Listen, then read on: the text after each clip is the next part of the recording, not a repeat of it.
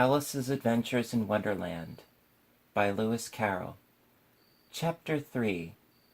A Caucus Race and a Long Tale. They were indeed a queer-looking party that assembled on the bank, the birds with draggled feathers, the animals with their fur clinging close to them, and all dripping wet, cross, and uncomfortable. The first question, of course, was how to get dry again. They had a consultation about this, and after a few minutes it seemed quite natural to Alice to find herself talking familiarly with them, as if she had known them all her life. Indeed, she had quite a long argument with the Lory, who at last turned sulky, and would only say, "I am older than you, and must know better."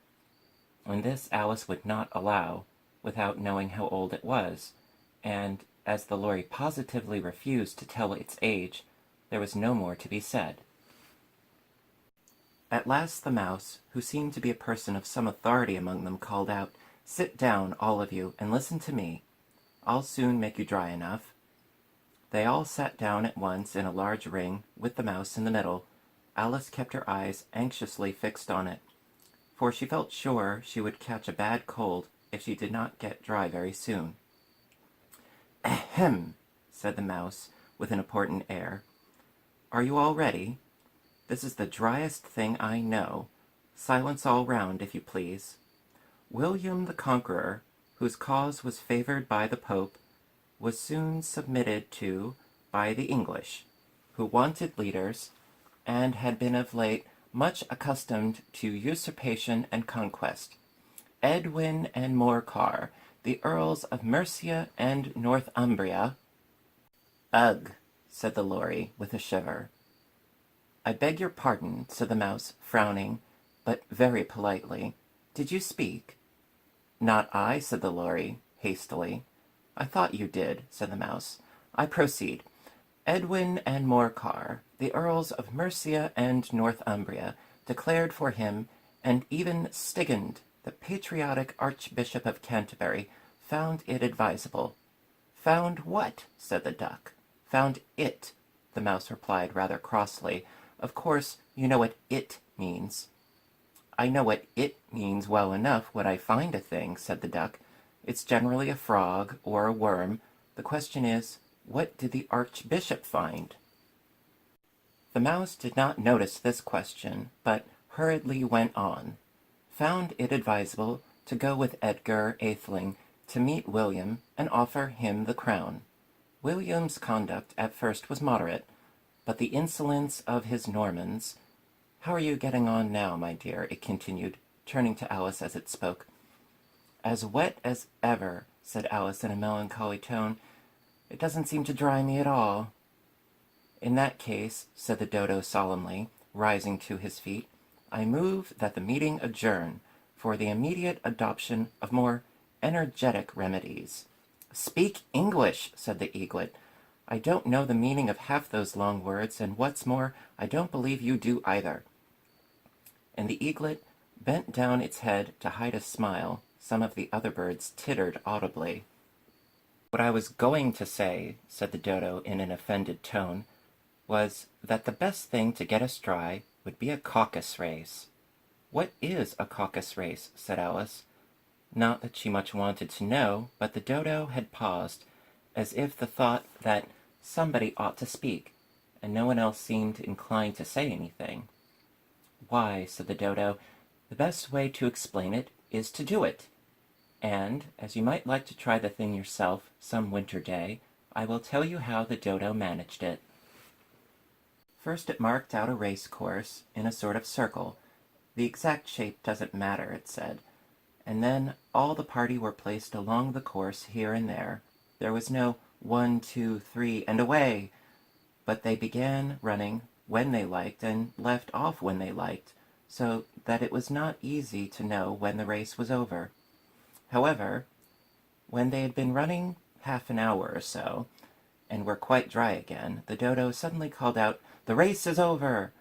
And they all crowded round it, panting and asking, "But who has won?"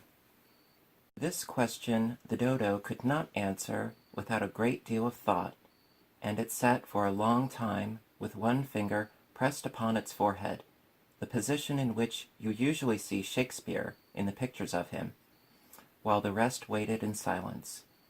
At last the dodo said, "Everybody has won, and all must have prizes." "But who is to give the prizes?" quite a chorus of voices asked. "Why, she, of course," said the dodo, pointing to Alice with one finger, and the whole party at once crowded round her, calling out in a confused way, "Prizes! Prizes!" Alice had no idea what to do, and in despair she put her hand into her pocket and pulled out a box of comfits. Luckily, the salt water had not gotten into it, and handed them round as prizes. There was exactly one apiece all round. "But she must have a prize herself, you know," said the mouse. "Of course," the dodo replied very gravely. "What else have you got in your pocket?" it went on, turning to Alice. "Only a thimble," said Alice sadly. "Hand it over here," said the dodo. Then they all crowded round her once more, while the dodo solemnly presented the thimble, saying, "We beg your acceptance of this elegant thimble." And when it had finished this short speech, they all cheered. Alice thought the whole thing very absurd, but they all looked so grave that she did not dare to laugh, and, as she could not think of anything to say, she simply bowed, and took the thimble, looking as solemn as she could. The next thing was to eat the comfits. This caused some noise and confusion, as the large birds complained that they could not taste theirs, and the small ones choked and had to be patted on the back. However, it was over at last, and they sat down again in a ring, and begged the mouse to tell them something more. "You promised to tell me your history, you know," said Alice, "and why it is you hate C and D," she added in a whisper, half afraid that it would be offended again. "Mine is a long and sad tale," said the mouse, turning to Alice and sighing. "It is a long tale, certainly," said Alice, looking down with wonder at the mouse's tail, "but why do you call it sad?" And she kept on puzzling about it while the mouse was speaking, so that her idea of the tale was something like this. Fury said to a mouse that he met in the house, "Let us both go to law, I will prosecute you. Come, I'll take no denial, we must have the trial, for really this morning I've nothing to do." Said the mouse to the cur, "Such a trial, dear sir, with no jury or judge, would be wasting our breath." "I'll be judge, I'll be jury," said cunning old Fury. "I'll try the whole cause, and condemn you to death." "You are not attending," said the mouse to Alice severely. "What are you thinking of?" "I beg your pardon," said Alice very humbly. "You had got to the fifth bend, I think." "I had not," cried the mouse, sharply and very angrily. "A knot," said Alice, always ready to make herself useful, and looking anxiously about her. "Oh, do let me help you to undo it." "I shall do nothing of the sort," said the mouse, getting up and walking away. "You insult me by talking such nonsense." "I didn't mean it," pleaded poor Alice. "But you're so easily offended, you know." The mouse only growled in reply. "Please come back and finish your story," Alice called after it, and the others all joined in chorus. "Yes, please do." But the mouse only shook its head impatiently and walked a little quicker. "What a pity it wouldn't stay," sighed the lory, as soon as it was quite out of sight. And an old crab took the opportunity of saying to her daughter, "Ah, my dear, let this be a lesson to you never to lose your temper." "Hold your tongue, Ma," said the young crab, a little snappishly. "You're enough to try the patience of an oyster." "I wish I had our Dinah here, I know I do," said Alice aloud, addressing nobody in particular. She'd soon fetch it back. "And who is Dinah, if I might venture to ask the question?" said the lory.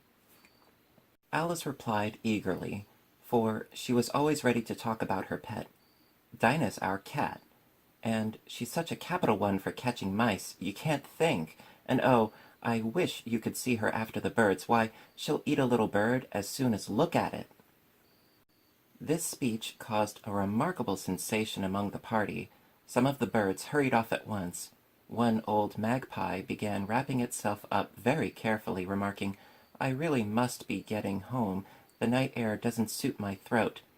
And a canary called out in a trembling voice to its children, "Come away, my dears. It's high time you were all in bed." On various pretexts, they all moved off, and Alice was soon left alone. "I wish I hadn't mentioned Dinah," she said to herself in a melancholy tone. "Nobody seems to like her down here, and I'm sure she's the best cat in the world. Oh, my dear Dinah, I wonder if I shall ever see you any more." And here poor Alice began to cry again, for she felt very lonely and low-spirited. In a little while, however, she again heard a little pattering of footsteps in the distance, and she looked up eagerly, half hoping that the mouse had changed its mind and was coming back to finish its story.